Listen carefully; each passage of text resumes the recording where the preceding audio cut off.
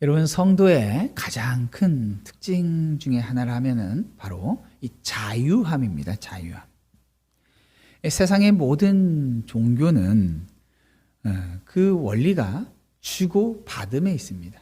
내가 이만큼 제물을 드렸으니, 내가 이만큼 예배를 드렸으니, 내가 섬기는 그 신이 나에게 이만큼 보답했으면 하는 마음으로 열심을 냅니다. 이 세상에서도 뿌린 만큼 얻는다라고 하는 이 원리가 돌아가고 있죠. 그런데 아무리 열심을 내고 아무리 최선을 다해서 뿌리고 헌신을 한다 한들 그 마음 가운데는 항상 불안함이 있고 묶여있는 마음이 있습니다.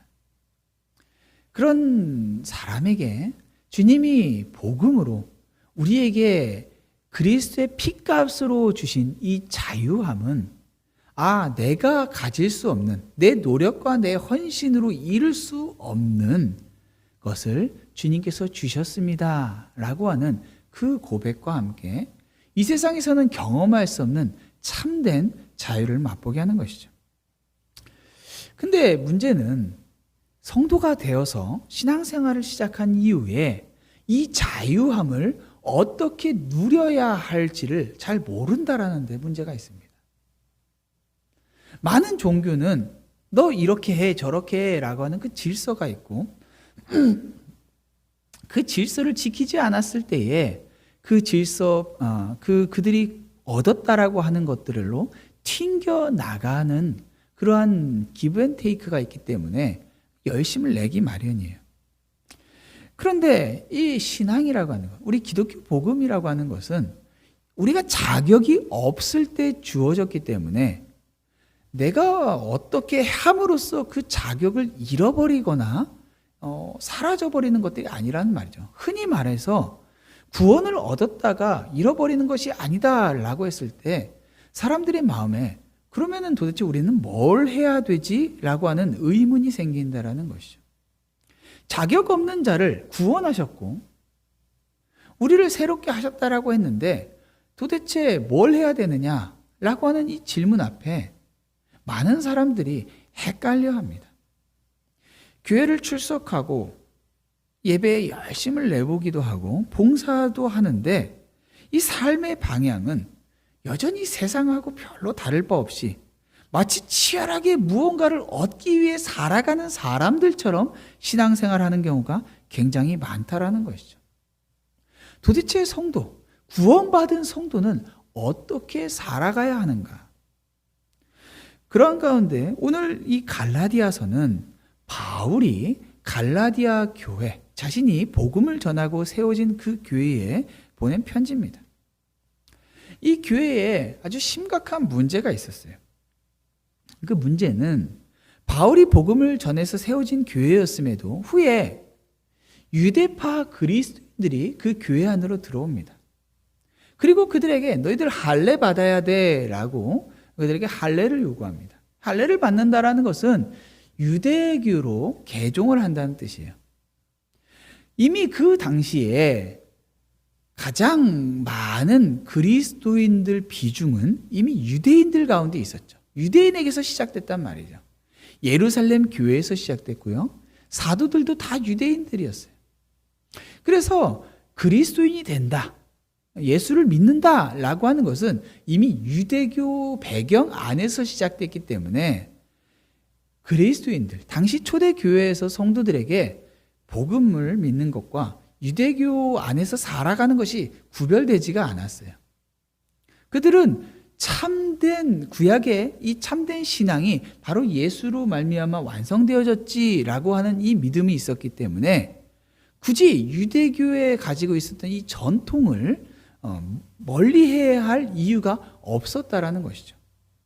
근데 문제는 이방인들이에요. 그들은 유대인들이 아니에요. 유대교를 가지고 있는 사람들도 아니었어요. 각자 무신론이 됐건 아니면 다른 종교가 되었건 유대교와 전혀 상관없이 살아가던 사람들에게 이 복음이 전해졌어요. 그런데 그들이 처음에 믿었던 복음, 바울이 그들에게 전해줬던 복음은 유대교와 상관없이, 아니 유대교가 믿었던 구약 성경을 이야기는 하겠지만은 유대교의 전통을 이야기한 것이 아니라 하나님께서 창세전에 너희를 향하여서 가지셨던 그 선택, 계획, 그리고 그리스도의 보혈로 말미암아 너희들이 죄 가운데서 구원받았다라고 하는 것을 이야기했는데, 그것이 유대교를 받아들여야 할 이유는 전혀 없었다라는 것이었죠. 그런데 예루살렘에서 온 몇몇 유대파 그리스도인들이 교회 안에 들어와서는, 야, 너희들 뭔가 잘못 알고 있네. 야, 바울이 아니라 예루살렘에 있는 예수님과 함께 다니면서 정통으로 배웠던 그 사도들의 복음에 따르면은, 봐봐, 다 할례 받고 다 율법을 지키면서 살아가잖아. 바울은 예수를 핍박했던 자야. 물론 사도라고 뭐 인정해. 그렇지만 그가 12사도만큼 그 동급에 놓기는 어렵지. 너희들, 그는 아직 불완전한 복음에 대한 이해를 가지고 있어. 너희들, 우리 예루살렘에서 내가 배워온 바를 너희들에게 가르쳐 줄게 라고 하면서 그들에게 유대교로의 개종, 그러니까 할례를 요구했다라는 것이죠. 이렇게 그들에게 굉장히 그 이야기는 설득력이 있었어요. 특별히 신앙을 가지고 바울이 전해준 이 복음을 들었을 때에, 그러면 앞으로 어떻게 살아가야 하지? 라고 했을 때 좀 막연한 감이 있었다 하면은, 유대교는 굉장히 체계적인 것들이 있었어요. 먼저는 할례를 받고 그들이 가지고 있는 수많은 율법 조항들이 있었어요. 그래서 그것을 지키면 된다라고 하는 그들의 이야기가 굉장히 뭘 해도 되고 뭘 하면 안 되고 라고 하는 이 목록 가운데서 굉장히 그들의 마음 가운데 안정감을 줬다라는 것이죠. 예수 그리스도의 보혈로 말미암아 너 구원받았어 라고 하는 이야기가 그들에게 감격이 되고 참 기쁨이 됐지만은, 그 감격이 어느새 식어버리고 어떻게 살아가야 되지, 삶에서 부딪히는 그 수많은 문제들 앞에서 고민이 되고 그 문제들을 스스로 해결해 나가는 그 길을 찾지를 못하고 있는 사람들에게 유대교가 가지고 있는 이 이야기들은, 이 체계들은 그들에게 마음 가운데에 믿을만하고 기댈만하는 것이었다라는 것이죠. 그때 그 혼란스러워하는 그들에게 바울이 편지를 써보낸 것이 이 갈라디아서예요. 아니야, 너희들 율법이 하나님께서 이전에 주셨던 법은 맞지만 너희들 율법을 지킴으로써 구원받는 게 아니야. 그리스도의 보혈로 은혜로 너희들이 구원을 받았어. 너희들 이런 건 하고 저건 안 하고 막 이런 것들에 너희들 묶여있는 자들이 아니라 너희들은 자유한 자들이야. 율법에 묶인 자들이 아니야 라고 한 것이 이 바울의 복음의 내용이었죠. 한참을 율법이 아니라 복음이 너희를 구원했어 라고 그렇게 떠들어대고 나서, 그런 가운데에 그들이 그러면은 우리 안에 들어왔던 바울이 말한 것처럼 다른 복음을 전한 저들의 그 사상이 잘못됐고 우리는 그렇게 자유하다라면은, 그러면 우리는 마음대로 살아도 되겠네 라고 하는 그러한 생각이 성도들에게 들어올 수 있다는 것이죠. 사실 이 시대의 교회 안에는 이러한 생각들이 더 많죠.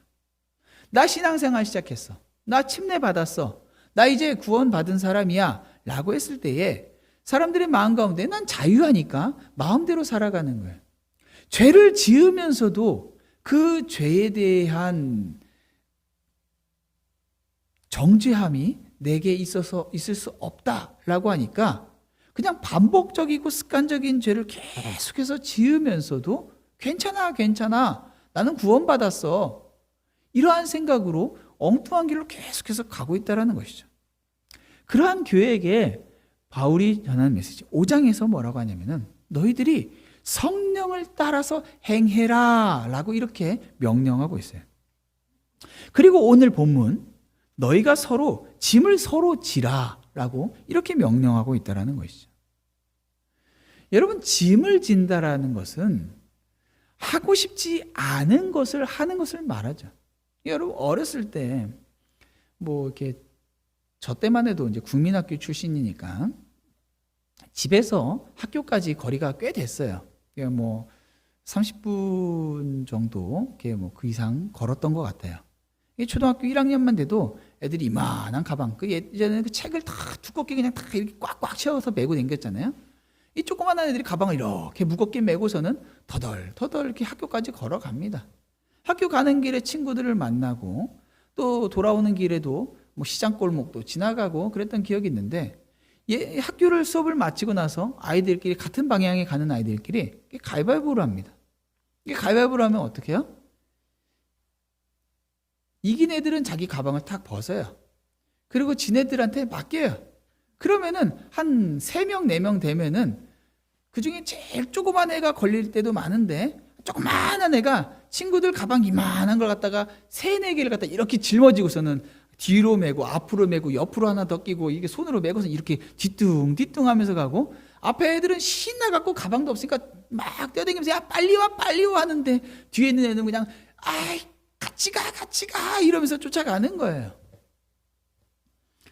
그 조그마한 애들도 자기 가방 30분 거리 안 메고 싶어가지고 어떻게 해서든지 가위바위보 이겨가지고 친구한테 맡겨버리고 가려고 한단 말이죠. 어른도 마찬가지죠. 모두가 자기 짐을 벗으려고 하지 남의 짐을 일부러 지는 사람은 없어요. 여러 모양의 짐이 있겠죠. 누군가의 경제적인 문제를 해결해 줘야 되는 것도 있을 수 있고요.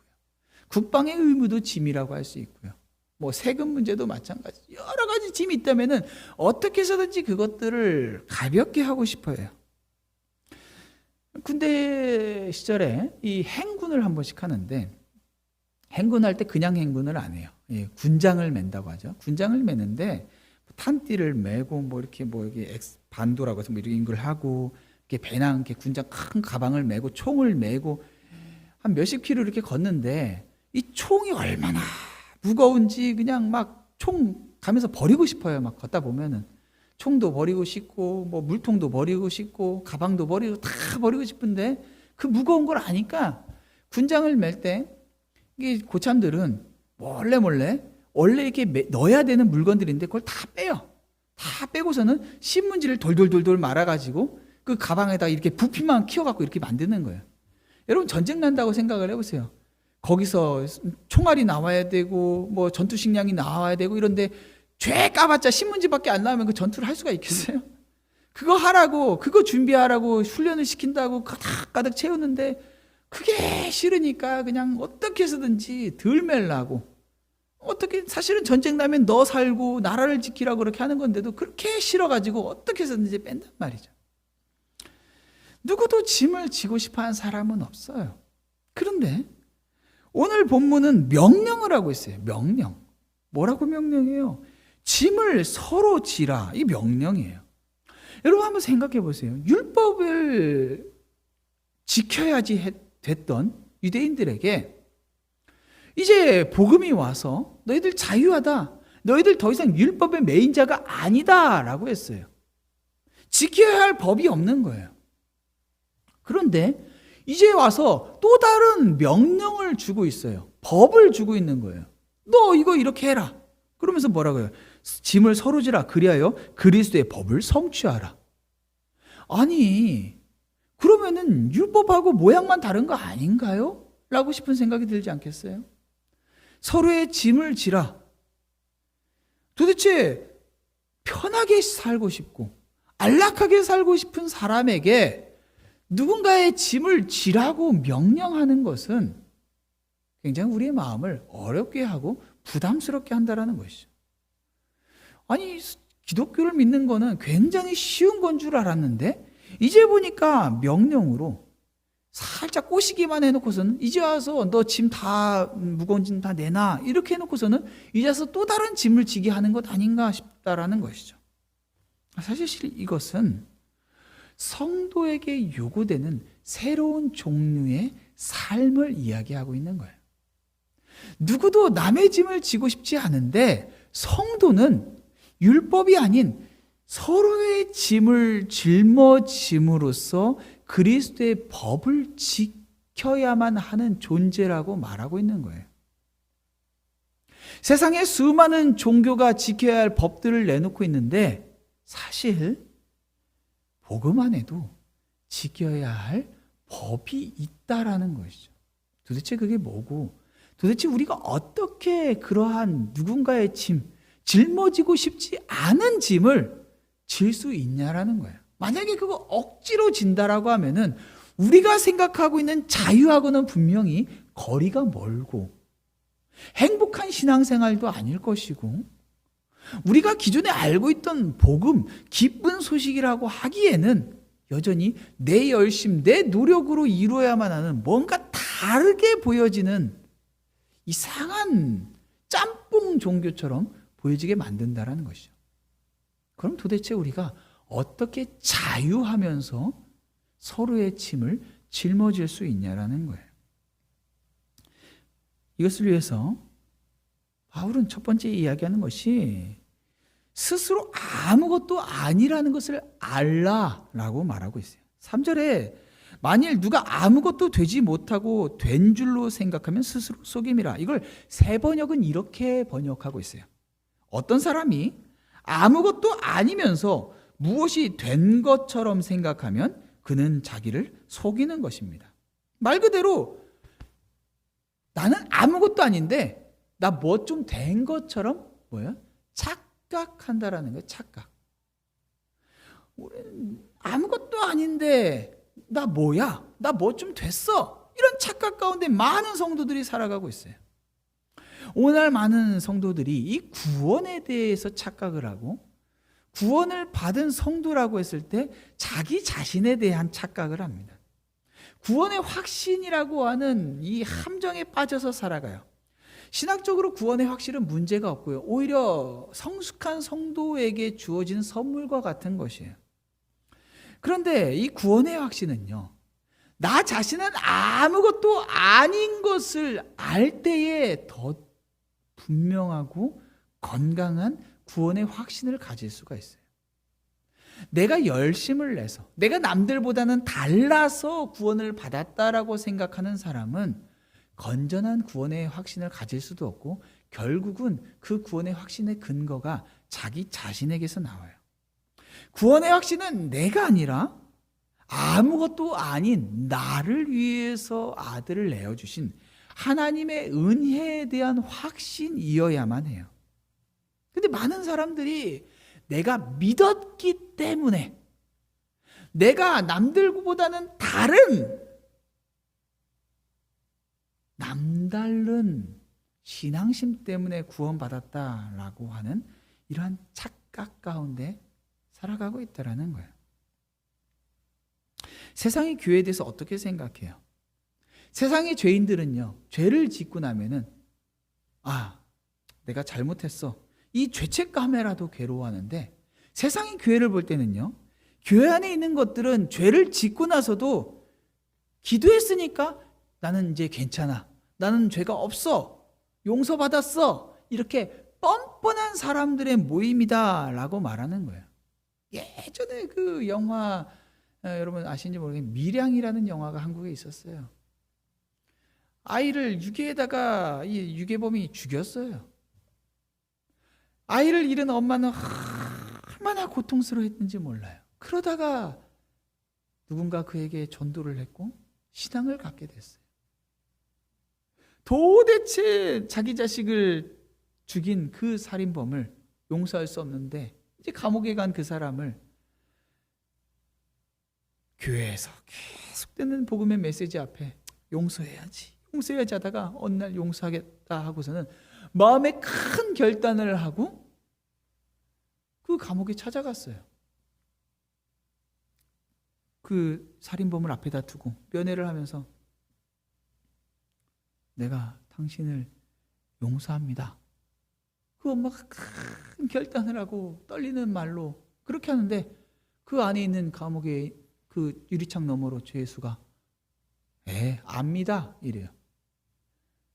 나 이제 신앙을 가졌고 하나님께서 날 용서하셨습니다. 얼마나 뻔뻔한지 그 엄마가 거의 정신이 나가가지고 바깥에 나가가지고는 막 미쳐요 거의. 세상 사람들이 봤을 때 기독교인들은 거의 이 살인범과 마찬가지라는 것이죠. 죄를 지어놓고서는 자기 그 죄에 대한 대가, 이것들을 다 받지도 않은 채 그냥 하나님 앞에 잘못했습니다 라고 했으니 용서받은 사람이다 라고 하는 이런 뻔뻔한 생각으로 살아가는 사람들처럼 보인다는 말이에요. 그런데 실제로 교회 안에 그런 사람들이 있어요. 뻔뻔해요. 반복적으로 죄를 지으면서도 나 뭐 된 것처럼, 나 구원받은 사람이니 나는 괜찮아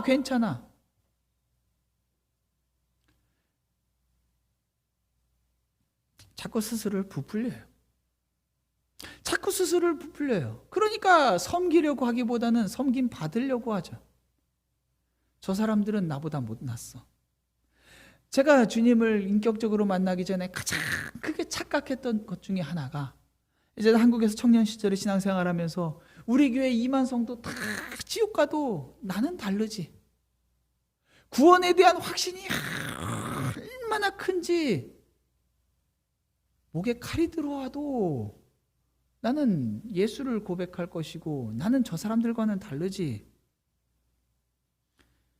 근데 정말 착각했어요. 그 사람들이 못났는데 그 못난 것보단 내가 조금 낫다 이 정도가 아니라 내 자신이 정말 뭐가 되는 사람이 아니었다라는 거였어요. 그냥 말 그대로 지옥 가기에 너무나도 어울리는 죄인이었는데 뭐 된 것처럼 생각하니까 사람들 볼 때마다 너무 보잘것없는 저게 교인이야. 예배 마치고 나가서 당구장 가서 담배나 쩍쩍 피면서 술 한잔 마시면서 성가대 마치고서 위하여라고 하는 저것들이 성도야. 잘못된 거 맞죠? 그런데 그걸 볼 게 문제가 아니라 내 자신이 어떤 상태인지를 전혀 모르는 거예요. 뭐 안 돼요. 그냥 죄인이에요. 거듭난 이후에도 주님을 인격적인 만남을 이후에는 뭐가 발견돼요? 내가 아무것도 아니라는 걸 발견하게 되는 거예요. 주님의 은혜를 경험하면 경험할수록 여러분 신비한 체험을 하고요. 대단한 깨달음을 얻었다라고 했을 때 그 사람이 정말로 제대로 된 사람인가를 보려면은 그 신비한 체험을 자랑하고 그 깨달음을 자랑하고 그러고 다니는지 아니면은 나 아무것도 아닌 사람이라고 고백하는지 그거 보면 여지없습니다. 3층천을 올라내리고 무슨 방언을 하고 무슨 뭐 방언 노래라고 뭐 있어요. 뭐 방가도 아니고 고성방가도 아니고 뭐 그런 거 하고 뭐 방화라 그러나 불 지르는 것도 아니고 뭐 그림 그린다고 그거 자랑하는 거 하나도 부러워할 거 없어요. 정말 우리가 봐야 될 것은 내가 아무것도 아니라는 그 생각으로 살아가고 있는지라는 거예요. 하루 강아지가 법무서운지 모르고 덤벼드는 것은 착각하는 거예요. 지가 뭐 된 줄 알고. 암만 착각 속에 빠져가지고 아드레날린 치수사갖고 범한테 달려들어도 한입거리밖에 안 돼요. 어떻게 서로의 짐을 짊어집니까? 내가 아무것도 아니니까. 내가 아무것도 아니니까. 목사 타이틀이 있어서 뭐 된 거 아닙니다. 아무것도 아니에요. 이번에 말씀 사경에 갔을 때 말씀을 전하신 강사 목사님이 은퇴하신 분인데 그런 말씀하시더라고요. 말씀을 전해도 성도들 안 변한다라는 거예요. 그걸 굉장히 착각하셨다는 거예요. 내가 진리를 이만큼 깨달았으니까 내가 여기서 쏟아내면은 내가 잘 준비하면은 사람 변하겠지. 안 변합니다. 어떻게 변합니까? 아무것도 아닌 사람이지만 주님께서 일하실 때만 그런 일들이 일어나는 거예요. 그러니까 무슨 사역을 해서 사람을 변화시키고 뭐하고 뭔 일이 일어나도 아무것도 아닌 사람이에요. 교회 안에 직분을 맡은 성도님들 계십니다. 예, 귀한 분들입니다. 그러나 스스로 가져야 될 분명한 생각은 내가 아무것도 아니라는 생각이에요. 아무것도 아닌 사람이기 때문에 주님께서 짐을 맡기실 때에 그 짐을 짊어지는 것이 마땅하다라고 생각하는 거예요. 내가 왜요? 내가 왜요? 뭐 된 사람이라고 생각하면은 안 메고 싶어요. 그러나 우리가 정말 아무것도 아니라고 인정할 때 주님의 은혜가 참 은혜로 경험되고 무엇을 맡기시든지 무거운 짐도 기쁨으로 멜 수가 있는 것이죠. 두 번째로 4절에 각각 자기 일을 살피라. 그리하면 자랑할 것이 자기에게는 있어도 남에게는 있지 아니하리니. 먼저 여기 살피라는 단어는 이 제레수에서 그 순금을 정련하는 것처럼 참 거짓을 가려내는 것을 말해요. 그러니까 하나님의 말씀으로 이것이 옳은지 그른지 하나님의 일인지를 살피라는 거예요. 지금 내가 하는 일이 자기의 일이 제대로 된 것인지 살피라는 거예요. 여러분, 성도가 해야 될 일이 뭡니까? 크게 얘기하면은 하나님을 사랑하고 이웃을 사랑하는 것이에요. 그게 성도의 일이에요. 하나님을 사랑한다라는 것은, 이거는 외적으로는 외적으로라기보다도 하나님 사랑하는 것을 가장 분명하게 보여주는 건 예배 생활입니다. 공적 예배뿐만 아니라 삶으로 드려지는 예배 모두 다 예배죠. 여러분의 예배 생활은 어때요? 공적 예배가 무너진 사람치고 삶의 예배가 온전할 수 있는 사람 아무도 없고요. 삶의 예배가 무너졌다라면은 공적 예배도 마찬가지예요.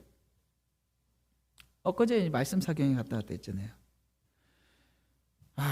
참 오랜만에 좀 말씀을 들으면서 참 은혜를 받으면서 이렇게 말씀을 전하는 자리가 아니라 현장에서 말씀을 직접 들으면서 예배드릴 수 있어서 너무 좋았어요. 막 은혜가 얼마나 됐는지 몰라요. 은혜를 받고 있는데 한참 목사님 설교 중이고 분위기가 너무 진지했는데 삐리리리리리 전화가 울리는 거예요. 은혜가 충만한데 삐리리리 할 때 짜증이 이렇게 올라오려고 하는데 쭉 누르죠. 안 들으려고 하고 말씀만 집중하려고 하고. 근데 띠리리리 하고서는 계속 울려요. 앞자리에 있는 이 빨간 옷을 입은 성도님이었어요. 모르는 분인데 가방 깊숙이도 넣어놨어요. 그냥 막 가방을 막 부시럭부시럭 꺼냈는데 삐리리는 계속 울려 터지고, 그래도 아무튼 뭐 해갖고 한 10번은 삐리리를 한 것 같아요. 그냥 삐리리 하고 있는데 그냥 해갖고 목사님도 봐도 그냥 아무렇지도 않은 척 하려고 하는데 이미 흐름은 조금 어색해졌어요. 근데 뭐 사람 누구나 실수할 수 있지 않습니까? 제가 할 수도 있는 실수잖아요. 그래서 그냥 생각하지 않으려고 그러고 말씀 은혜 주시니까 은혜 집중해서 계속 말씀을 듣고 있었어요.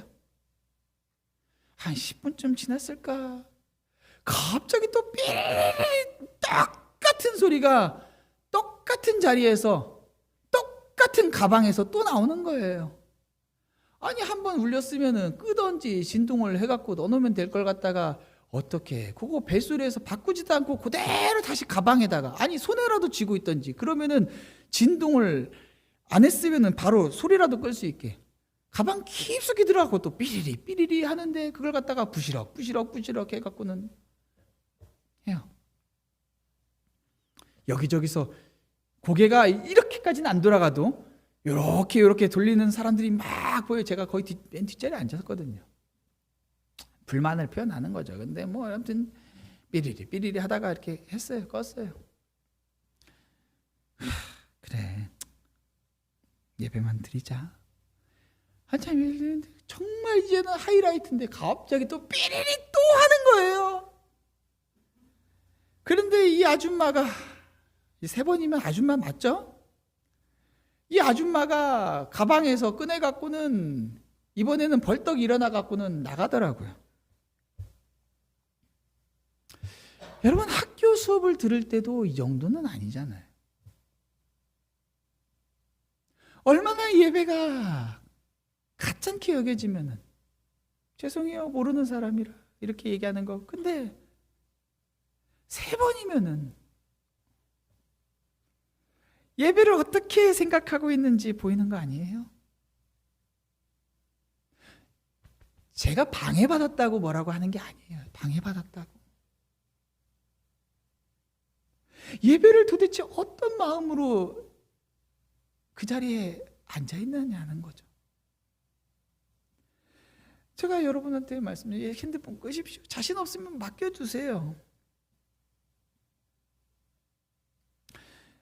제가 칼럼에도 썼지만은 예배 자리에 나가면서 예배 드려가면서 그 왔다 갔다 예배 드리는 시간 한 5시간 다 합쳐갖고 5시간 왔다 갔다 하면서 정말 설레었고 기대하는 마음으로 갔어요. 우리의 마음 가운데 예배에 대한 그런 마음이 있어야 돼요. 너무나 많은 사람들이 그런데 예배를 생각하면서 한번 가볼까? 오늘은 가지 말까? 그래서는 안 된다라는 거예요. 성도가 해야 할 두 번째 일, 이웃을 사랑하는 것. 어떻게 이웃을 사랑할 수 있나요? 성도의 필요에 관심을 갖는 거예요. 신앙생활을 수십 년 하면서 그냥 내 할 일 한다라고 하면서 성도의 문제나 아픔이나 이런 것들 전혀 관심 없이 너는 너 나는 나 이런 식으로 생각하고 살아가는 것은 오늘 4절에 자기의 일을 살피라 할 때 이 자기의 일을 소홀히 하는 거예요. 예배생활 잘하고 이웃사랑을 잘한다고 해서 남에게 자랑할 일이 있겠어요? 아니에요. 그게 자기 일이에요.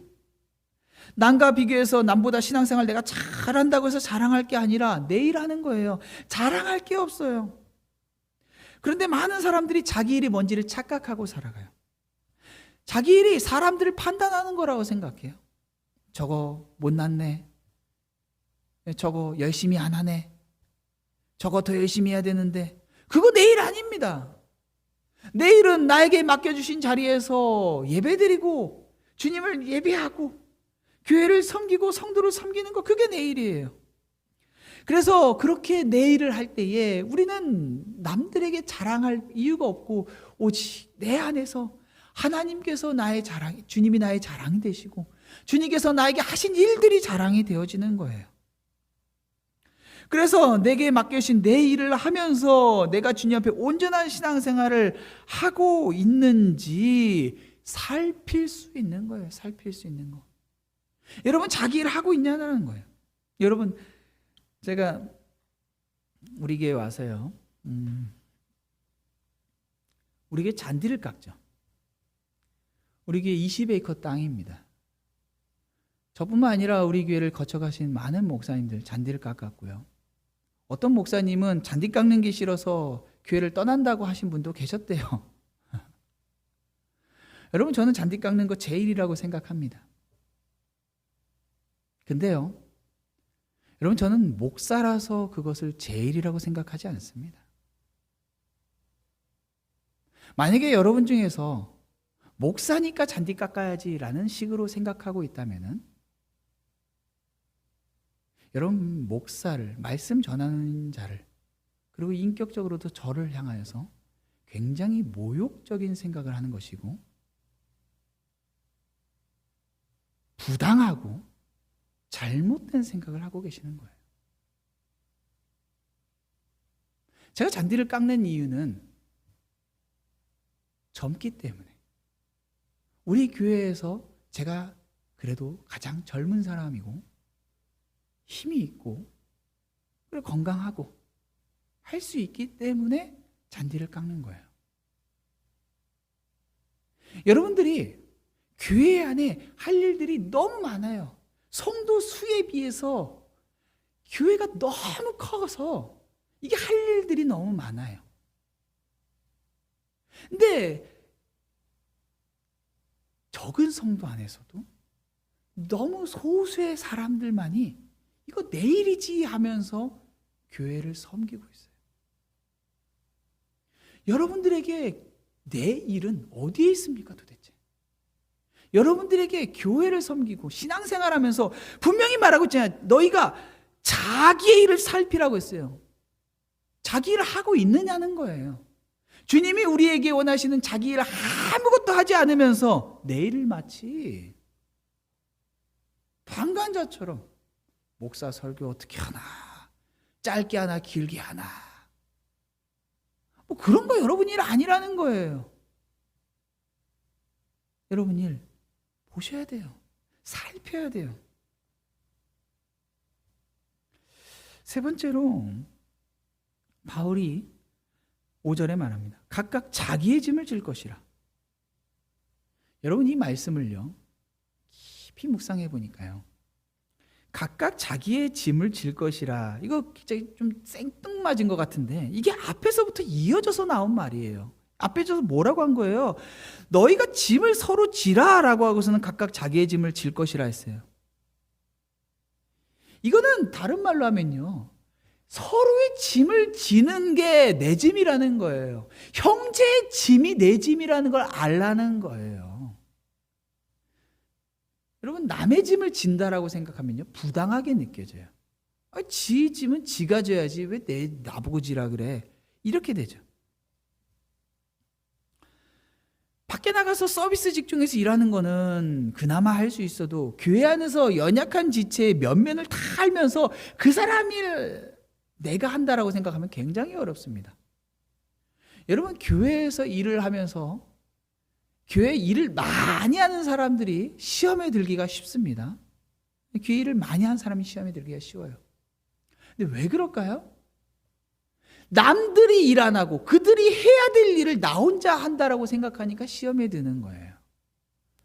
그런데요, 똑같은 일을 해도요, 내가 100의 일을 해도 남들도 같이 100의 일을 하면서 같이 일하잖아요. 아니 100만큼 안 해도 90만큼, 80만큼, 70만큼이라도 일하면서 같이 일하잖아요. 안 힘들어요. 재밌어요. 그런데 내가 80만 일하고 70만 일해도 남들 0으로 하거나 10, 20 하고 있는데 내가 80 일하고 있으면요 힘들어요. 지쳐요. 시험에 들어요. 나 혼자 한다고 생각하니까. 저들이 할 짐을 다 나 혼자 짊어지고 있다고 생각하는가 어렵다라는 거예요. 그런데 지금 성경은 뭐라고 말하는 거예요? 그거 네 짐이라고 말하고 있어요. 서로의 짐을 짊어지는 게 남의 일을 갖다가 내가 덧대어서 에휴 아무도 안 하니까 내가 해야지, 이게 아니라 이거 내 짐이지, 이렇게 생각하고 일하라는 거예요. 저 집에서 제 서재에서 말씀 보고 연구할 때요, 집에 우리 애들이 뭐 오죽 뭐 까불고 놉니까? 집이 크니까 뭐 이렇게 좀 방해 안 받고 이렇게 할 때도 있는데, 가끔은요 애들한테 아빠 좀 이렇게 하니까 너희들 좀 조용히 좀 놀아라 하고 있는데 갑자기 밖에서 앙 하고 막 우는 소리가 막 들려요. 그러면은 저는 말씀을 막 보다가도 달려 나갑니다. 뭐 다쳤을 거라고 생각하는 게 아니에요. 어쩔 때는요, 좀 아내가 좀 이렇게 좀 알아서 좀 해주면 덜 울 텐데, 좀 덜 방해될 텐데, 막 이런 짜증이 올라오려고 할 때도 있어요. 근데 뭐 아내가 뭐 화장실에 가 있을 수도 있고, 뭐 다른 거 하느라 못 볼 때도 있죠. 그러면은 혹시라도 뭐 이렇게 아내가 못 볼까 싶어서 일단 가서 확인이라도 해야 돼요. 그래서 달려 나가요. 그리고 아내에게 왜 애들을 못 봅니까? 짜증 내면 안 되는데, 뭐 짜증 낼 때도 있어요. 죄송해요. 짜증 내면 안 되죠. 그리고 애들한테 아빠 말씀 보고 있는데 왜 이렇게 하고 있어? 이러면 안 된다는 거예요. 왜요? 아이들이 사소한 문제 때문에 울고 억울해하고 하지만 이 아이들은 아빠가 필요해서 지금 울거나 소리를 내는 거예요. 너 왜 이런 사소한 문제 때문에 아빠의 중요한 문제를 방해하니? 이렇게 하지 않아요. 왜요? 관계 때문에.